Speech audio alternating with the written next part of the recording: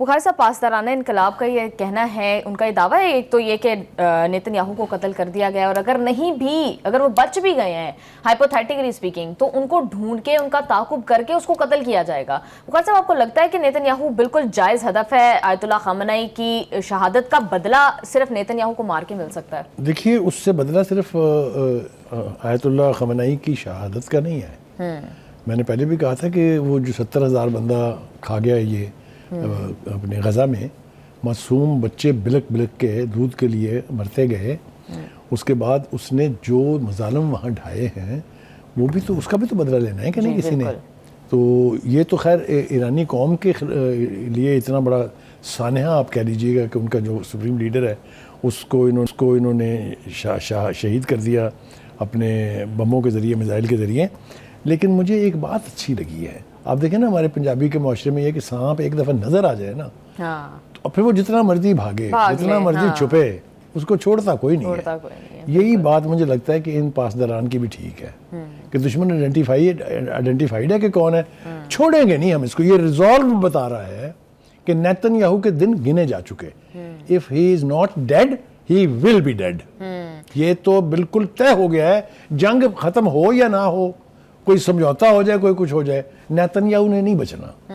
یہ آپ میری بات آج ریکارڈ پر رکھ لیں۔ جی بالکل۔ بخاری صاحب، علی لاریجانی صاحب بھی یہ کہہ رہے ہیں کہ کوئی 9/11 جیسا واقعہ کر کے ایران پر الزام لگانے کی کوشش کی جائے گی، یعنی کوئی فالس فلیگ امریکہ کرنے کا پلان۔ دیکھیے، فالس فلیگ آپریشن امریکہ آلریڈی کر رہا ہے۔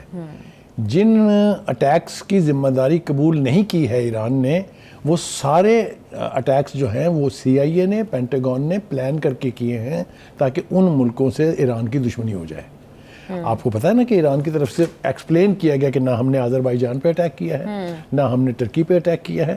یہ بات آپ کے سامنے ہے نا؟ تو یہ فالس فلیگ آپریشن کے لیے وہ فور وارن کر رہا ہے کہ اگر اس طرح کا کوئی، جس طرح 9/11 کیا تھا انہوں نے، وہ بھی تو سیلف میڈ تھا نا۔ ہاں جی، کیلیفورنیا میں اس طرح کے اٹیک کی بات ہو رہی ہے کہ ایران وہاں پر اٹیک کرے گا، جبکہ نہیں، اس سے پہلے آپ نے نوٹ کیا ٹرمپ نے اچانک، یعنی اتنے سالوں کے بعد انہیں پتا چلا کہ یہاں پر تو ایران کے بڑے سلیپر سیلز ہیں۔ ہاں جی، تو وہ آپ کو انڈیکیٹ کر رہا ہے کہ کوئی نہ کوئی فالس فلیگ آپریشن جو ہے وہ پلان ہو رہا ہے۔ علی لاریجانی نے پہلے سے کہہ دیا ہے کہ ہم اس سے، یعنی اس قسم کا کوئی سانحہ ہوگا تو ہم دنیا کو پہلے سے بتا رہے ہیں۔ ٹھیک ہے جی۔ بخاری صاحب، یہ کیا کیوں جائے گا؟ اس کا مقصد کیا ہوگا؟ مطلب آلریڈی تاکہ دنیا کی پبلک اوپینین کو خلاف کیا جائے ایران کے نا۔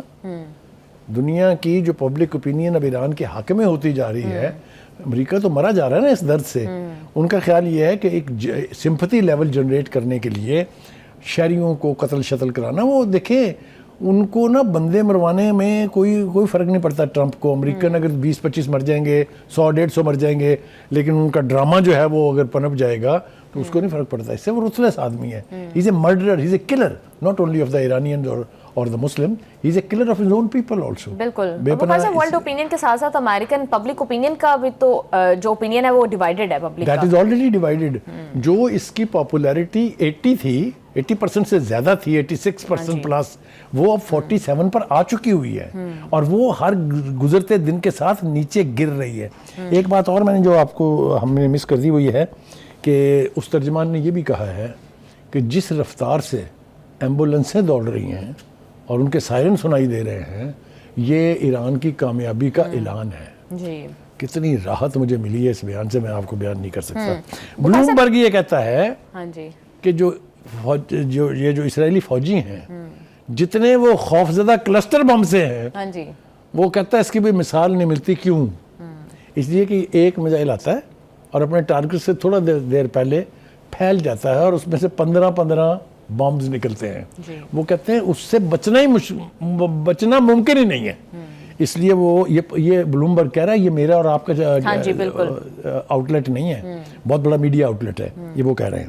دوسری طرف وہ کہتا ہے کہ ان بموں کے لیے جو روکنے کا نظام تھا ہمارا، وہ اب اس اہل نہیں ہے کہ ان کو روک سکے۔ یہ بہت امپورٹنٹ بات ہے۔ جی बुखारी साहब, खार्क आइलैंड के हवाले से ये रिपोर्ट्स आ रही हैं कि डोनाल्ड ट्रंप उसके तेल के ज़खायर के ऊपर कब्जा करने का प्लान कर रहे हैं. और अगेन जिस तरह से वो यूरेनियम वाली बात हुई, वो जिस तरह से आपका आप उसके लिए टर्म यूज़ करते हैं ना, दरफुंतनी छोड़ी गई, एग्जैक्टली वो वाली छोड़ी गई. अब ये बात आ गई है कि खार्क आइलैंड में तेल के ज़खायर के लिए बूट्स ऑन ग्राउंड करने पड़ेंगे. ये एक दूसरी दरफुंतनी है. ये किया जा रहा है अपने लोगों को तसल्ली देने के लिए और ईरान के लोगों को डराने के लिए. अब ना उनकी तसल्ली मान रहा है कोई, ना उनकी धमकियां मान रहा है कोई. फुट सोल्जर जिस दिन ग्राउंड पर आएंगे, लड़ाई का मजा तो उस दिन आना है. आप तसव्वुर नहीं कर सकते कि इनके साथ क्या हाल होगा. इनके साथ वही हाल होगा. वियतनाम की तारीख दोहराई जाएगी कि वियतनाम के छोटे छोटे कदों के निहत्ते लोगों ने दुनिया की सुपर पावर को 18 साल की जंग के बाद भागने पे मजबूर किया.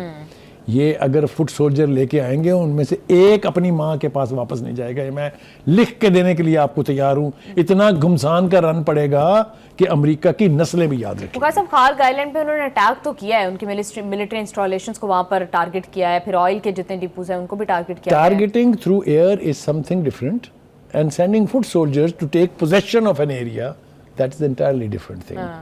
ये तो इसराइल नहीं कर सका, जो पड़ोस में बचता है. अमेरिका तो क्या करेगा. जी बुखारी साहब, उन्होंने धमकी दी है कि अगर अपने हरमुज को नहीं खोला गया तो हम ऑयल डिपोज को टारगेट करेंगे.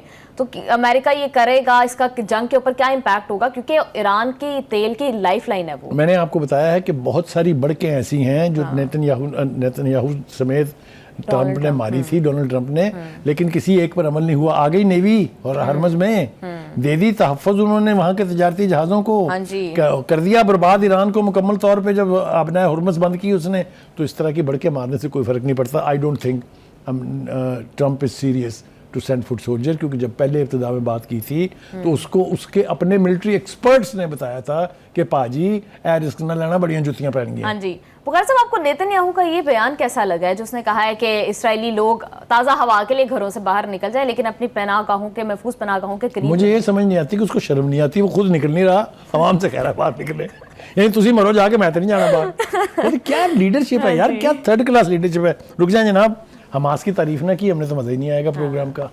हमास जिसको पूरी दुनिया ने साबित करने की कोशिश की कि ये टेररिस्ट ऑर्गेनाइजेशन है, और ख़ास तौर से खलीज के ये ममालिक जो हैं, जो रियासतें हैं वहाँ की, वो उनका भी यही ख्याल था, क्योंकि वो अमेरिका के हम नवा और हम बाकी में क्या कहूँ थे. तो उन्होंने कहा है ईरान से कि खुदारा आप पड़ोसियों के ऊपर हमले बंद कर दें. ये बहुत बड़ी गुडविल की बात है हमास की, और याद रखी जाएगी.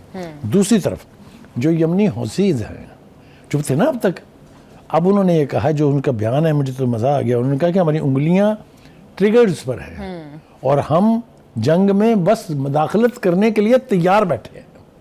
एक इशारे की देर है. आप सोचिए अगर वहाँ पर आ ही गई नेवी कोई, अमेरिका की हो या उसके इत्तेहादियों की हो, तो बनेगा क्या उसका, क्योंकि they are sitting right on the bank of आबना हुर्मुस, यानी हुर्मुस जो गुजरगाह है उसके किनारे पे अमन.